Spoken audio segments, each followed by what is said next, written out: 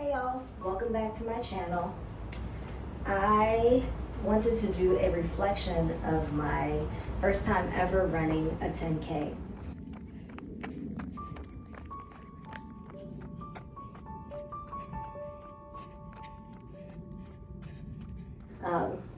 Hope you don't mind, but I really wanted to do this reflection, and also I need to do some laundry. So I'm just folding these towels while I also share my experience as a first time 10K runner. I live by a really nice hill that leads up to another really nice running trail. And the distance is about 2.25 miles from my home to the entrance of that trail. And I've done this before. You know, when I did a 5-mile run, I ran to the trail, and exactly when I hit the midpoint, I turned around to come back home, which was nice because it was all downhill.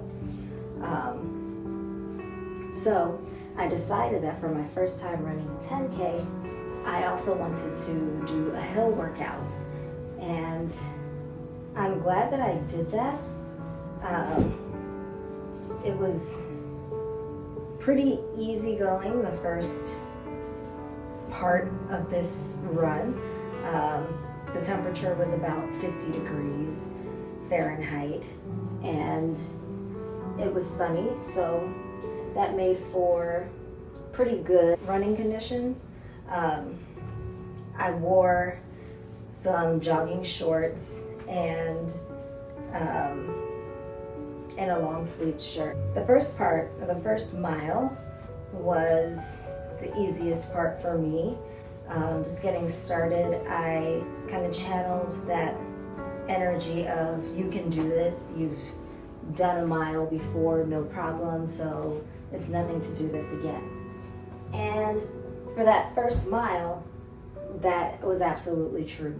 It was nothing to essentially run up that hill, because I'd run up the hill before when I did my 5-mile run. So I got to the first big pausing point, and I paused there to take a stretch while I waited for the light to, tell me it was okay to cross the street. And that first part of crossing the street was fine. But then I ran into another hill that I had to go up. And at that point, it was kind of like, okay, I'm starting to feel all the work that I'd done in the first part of the run. I started to feel it kind of catch up with me. And by this point, I was maybe only 1.5 miles in. I want to say the other thing that contributed to that was just thinking that I had gone further than my tracker was telling me. So it's kind of like battling that feeling of, man, how have I only gone this far? Like, how have I not hit the certain mile mark yet? And once I got that thinking under control, it was really about being present in the run, or during the run, and that was super, super helpful. At about the 2.25 mile mark, I did reach the entrance to that trail, and I said, okay, last time I got to 2.25, I started to run on the trail before I hit another 1/2 mile and turn around and come back. So I was like, I want to get up to at least 3 miles on this trail. And friends, that trail was literally like running up a 1/4 mile, plateau or flat for like 10 seconds of running before you go up another 1/4 mile. And I did that until I hit like 2.7 miles. And I did have to pause to catch my breath, because these were some steep hills. They felt like like I literally to tell myself I'm running, I'm running, I'm running. So just pretend that you're like falling forward. But yeah, these were some steep hills. I had to pause twice and just like put my hands over my head and take some deep breaths to get back focused and get back into the zone of running. So at about 2.7 miles, I did turn around and start my run back home. The run down the hill went so much faster. I had to brace myself and kind of slow myself down to just, so that I didn't start running too fast. I was not ready for that part of the run. So I'm keeping that in mind for the next time that I do a long run, because I want to conquer that hill. But yeah, the run back down was pretty nice.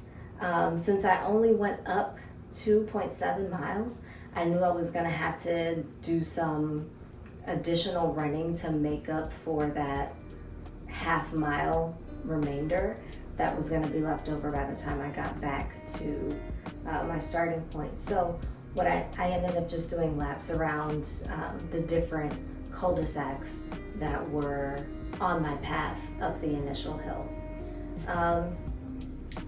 Things that helped me while I was doing this 10K was I use Nike Run Club, so I was following a guided 10K run. It benefited me in the sense that anytime I felt like I was kind of zoned out, it helped to get me back into the zone of this is what I'm doing, this is how I'm feeling, and just kind of course correcting myself as I was running.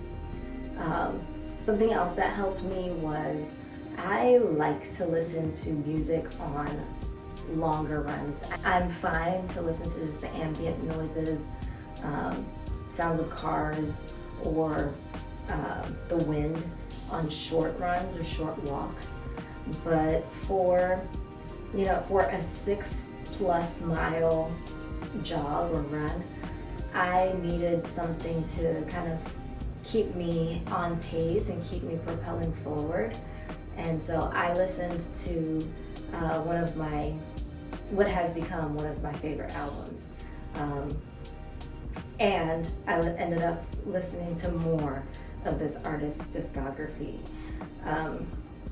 Something else that helped me was just anytime it got challenging, just remembering that I had done this before. Like when I crossed the street after my first pause, I just remembered like this feels like a challenge because it is challenging, but you've done this before. Like you've gone all the way up to the trail without stopping. You started on the trail and you went all the way back down. You didn't stop, so you can do this.